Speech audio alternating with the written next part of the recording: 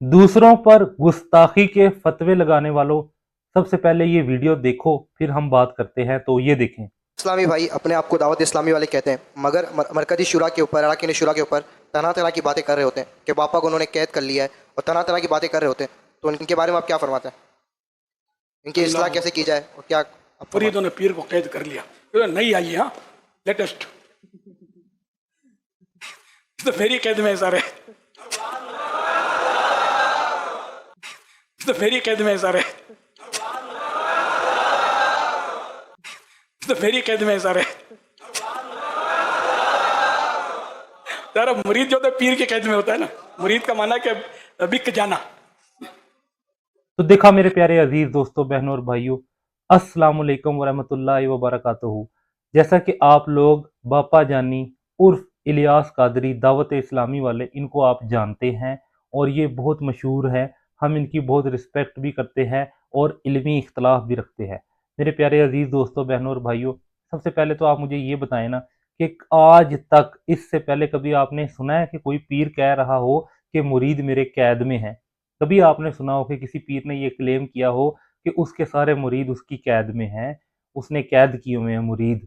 क्योंकि मुरीद जो है वो कैद करने को ही कहते हैं बकौल इनके, नौकर होने को ही कहते हैं बकौल इनके। तो क्या कभी किसी पीर ने किसी किताब में लिखा हो कि मैंने सारे मुरीद कैद किए हुए हैं? कभी आपने ऐसा सुना है? नहीं सुना ना।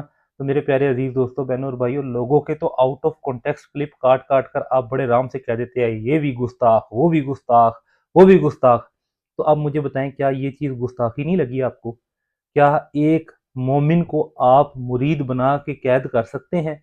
क्या एक अच्छे मुसलमान को जो कुरान और सुन्नत का इल्म रखने वाला हो, उसे मुरीद बना के कैद कर सकते हैं? क्या ये लफ्ज़ ठीक थे जो बापा जानी हाफिज़हुल्लाह ताला ने अदा किए हैं? क्या ये लफ्ज़ ठीक थे? मेरे प्यारे अजीज़ दोस्तों, बहनों और भाइयों, ये लोग जिनको बड़े से बड़ा पीर मानते हैं ना, उनका नाम है शेख अब्दुल कादिर जिलानी रहिमहुल्लाह ताला।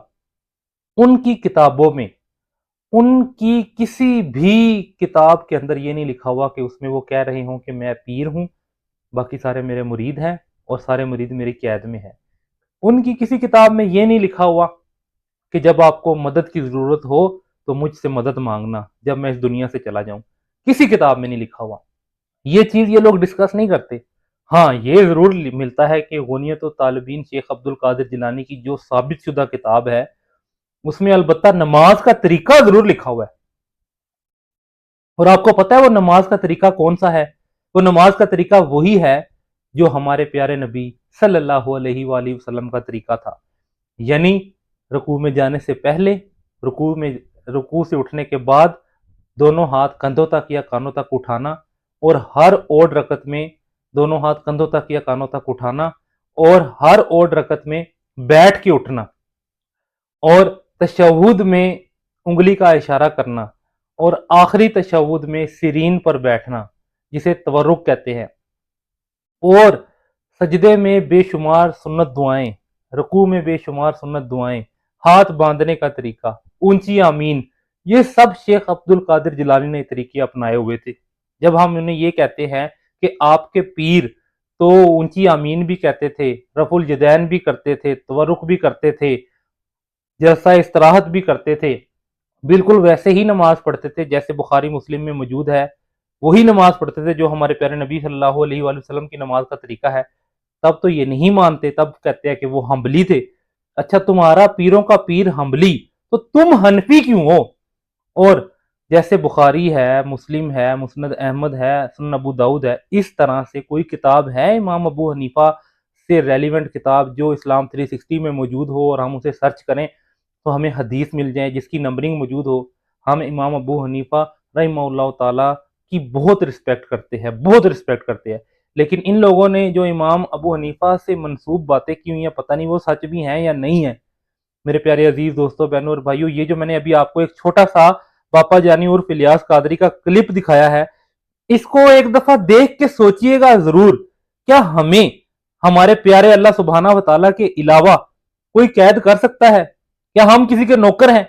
हमें तो अल्लाह सुब्हाना व तआला ने मुसलमान बनाया है। हमें तो अल्लाह सुब्हाना व तआला ने इसलिए पैदा किया है कि हम उसकी इबादत करें। हमें तो अल्लाह सुब्हाना व तआला ने इसलिए पैदा किया है कि वो हमें आजमाए कि हम में से कौन नेक अमल करता है और कौन बुरे अमाल करता है। हमें तो अल्लाह सुब्हानहू व तआला ने इस दुनिया में एग्जामिनेशन के तौर पे भेजा हुआ है कि हमारा ये एग्जाम चल रहा है, हमने इबादत भी करनी है और दुनियावी मामलात भी अल्लाह सुब्हानहू व तआला के बताए हुए अहकामात पर लेकर चलनी है। तो कोई हमें ये कह सकता है कि मुरीद मैंने कैद किए हुए हैं? इस बात को सोचिएगा जरूर मेरे प्यारे अजीज दोस्तों, बहनों और भाइयों। मेरी वीडियो का मकसद हरगिज किसी पर्सनैलिटी को डिग्रेड करना नहीं था। मेरी वीडियो बनाने का मकसद हरगिज ये नहीं था कि मैं किसी की इंसल्ट करूं। मेरी वीडियो बनाने का मकसद सिर्फ और सिर्फ यही था कि आप कुरान और सुन्नत पर आ जाएं, सही अहादीस और कुरान मजीद को पढ़ें, ताकि आपको पता लगे कि कोई आपके साथ फ्रॉड ना कर सके। कुरान मजीद के पैगाम जो है ना वो आसान है। आप कुरान मजीद पढ़ेंगे आपको आसानी से समझ आएगा, आप अहादीस पढ़ेंगे आपको समझ आएगी।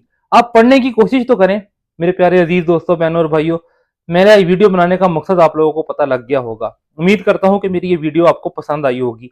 अगर पसंद आई हो और इस तरह की मजीद वीडियोस चाहते हो तो कमेंट में माशाल्लाह लिख दीजिएगा। जज़ाकुमुल्लाहु खैरा।